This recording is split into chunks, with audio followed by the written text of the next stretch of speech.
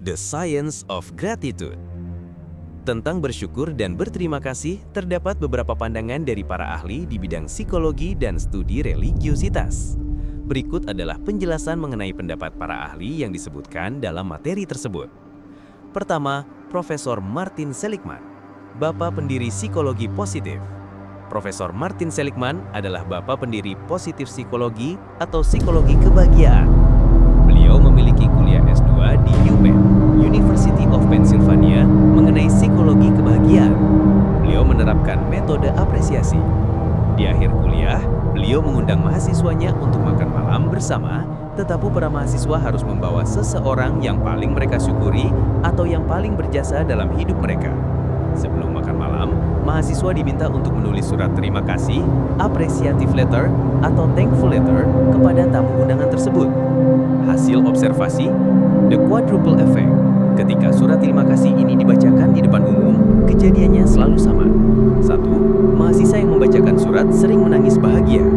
2. Orang yang diundang atau penerima ucapan terima kasih juga sangat terharu dan ikut menangis bahagia karena merasa hidupnya telah bermanfaat bagi orang lain. 3. Semua hadirin yang menyaksikan peristiwa itu biasanya akan ikut menangis. 4. Orang yang hanya mendengar kisah-kisah mengharukan tersebut, walaupun tidak hadir, juga ikut merasakan bahagia. Kesimpulan, mengucapkan terima kasih atau berbuat baik memiliki efek 4 kali lipat atau quadruple effect, karena minimal 4 pihak merasakan bahagia. Kedua, Profesor Dr. Kristen Carter, guru dari UC Berkeley. Beliau adalah guru dari pembicara yang berasal dari UC Berkeley. Pandangan tentang kebahagiaan. Profesor Carter menyatakan, yes, money can buy happiness. Atau, ya, uang bisa membeli kebahagiaan. Namun kebahagiaan itu dapat dibeli bukan untuk Anda makan sendiri, melainkan dengan cara Anda berikan pada orang lain. Dengan memberi, orang yang diberi uang atau dibaiki akan bahagia dan Anda yang memberi pun akan jauh lebih bahagia dibandingkan jika uang itu Anda gunakan sendiri. Ketiga, Profesor Robert Emmons, peneliti Gratefulness. Profesor Robert Emmons adalah seorang peneliti yang fokus meneliti tentang masalah bersyukur atau gratefulness.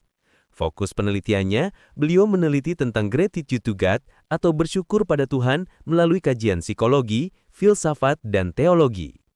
Durasi dan pendanaan. Beliau telah meneliti selama 20 tahun sebelum mendapatkan proyek penelitian senilai 4 miliar US dollar atau sekitar 60 miliar rupiah dari tahun 2002 hingga 2022. Subjek penelitian. Penelitiannya melibatkan 1.000 orang dari usia 8 sampai 80 tahun. Temuan, manfaat bersyukur atau benefits of gratefulness. Orang yang bersyukur secara konsisten mendapatkan berbagai manfaat. Secara fisik, memiliki kekebalan tubuh yang lebih tinggi, tidak terlalu terpengaruh oleh rasa sakit atau nyeri, tekanan darahnya lebih rendah, lebih senang berolahraga dan menjaga kesehatan tubuhnya, tidur lebih nyenyak dan bangun tidur lebih segar.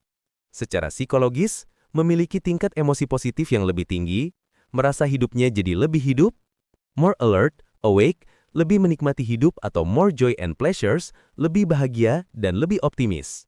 Secara sosial, lebih suka membantu orang lain, more helpful, generous, and compassionate. Lebih suka memberi sumbangan, more giving, lebih senang bergaul, more outgoing, dan merasa kurang kesepian dan terisolasi, less lonely and isolated. Keempat, William James, psikolog agama. William James adalah psikolog yang sangat terkenal yang mendokumentasikan pengamatannya dalam bukunya The Variety of Religious Experience, yang merupakan buku psikologi agama yang pertama. Beliau mengamati 2 kelompok orang yang sama-sama taat beragama. 1.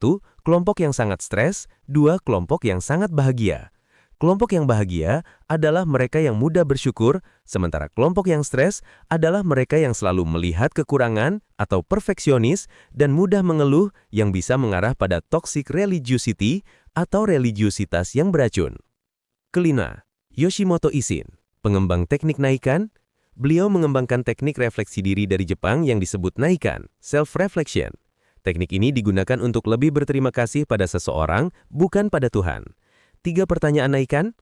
Untuk meningkatkan rasa syukur pada seseorang, misalnya orang tua, guru, atau pasangan, renungkan 3 pertanyaan ini. 1.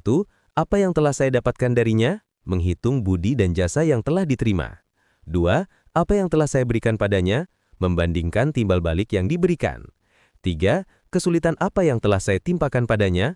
Mengingat beban atau masalah yang ditimbulkan.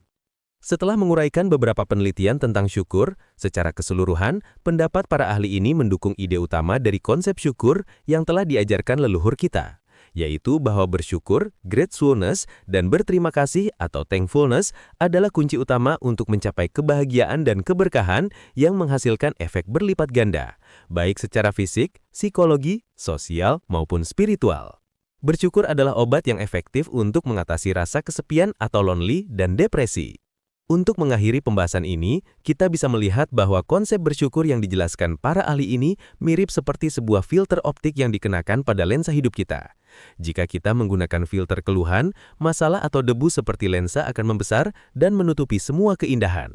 Tetapi jika kita menggunakan filter rasa syukur, maka hal-hal baik akan diperluas, what you focus on, expand.